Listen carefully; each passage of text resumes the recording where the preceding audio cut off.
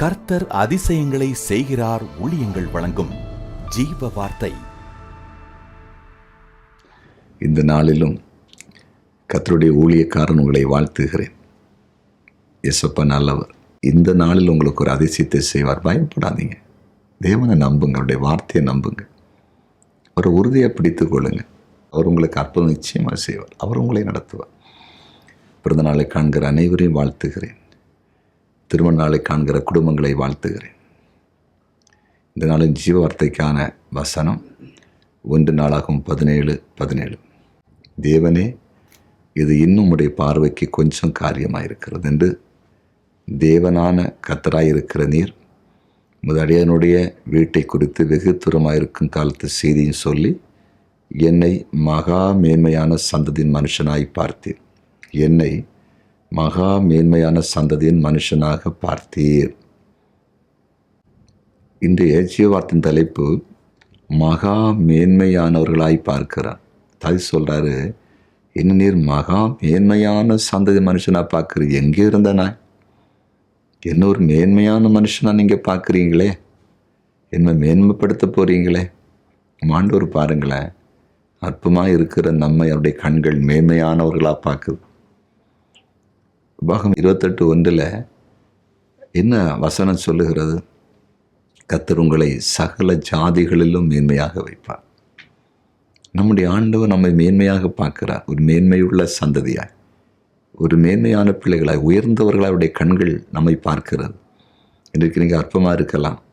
படிப்பு வரல, படிப்பில் தோல்வி, வேலைக்கு முயற்சி பண்ணி நடக்கலை, வியாபாரத்தில் தோல்வி, கஷ்டம், குடும்ப பின்னணி எதுவுமே உங்களுக்கு செய்வதற்கு ஏற்றபடி இல்லை. கலங்காதீங்க. ஏசப்பா போதும். இன்றைக்கு உலகம் உங்களை அற்பமாக பார்க்குது. நீங்களும் நினைக்கிறீங்க ஒன்றும் இல்லையேன்னு.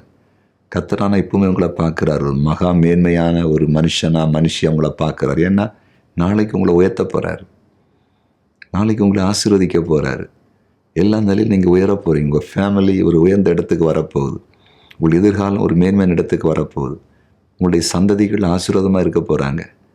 இன்றைக்கு கர்த்தருடைய ஊழியத்தை அடியன் செய்கிறேன். சாதாரண ஒரு விவசாய குடும்பத்தில், கிராமத்தில் பிறந்து வளர்ந்த அடியனை அவர் பிரித்தெடுத்து இன்றைக்கு தேசத்தின் ஆசீர்வாதத்திற்காக, குறிப்பாக அநேக மக்களுடைய ஆசீர்வாதத்திற்காக வைத்திருக்கிறாருன்னா அது சாதாரண காரியம் இல்லையே. இது என்னால் உண்டானதா? இல்லை. என்னை அவர் நடத்துகிறார். அவருடைய கிருபாது. அப்படின்னா என்னை மட்டும்தான் நடத்துமா? என்னை ஒரு விதமாய் நடத்துகிறார், உங்களை வேறு ஒரு விதமாய் நடத்துவார்.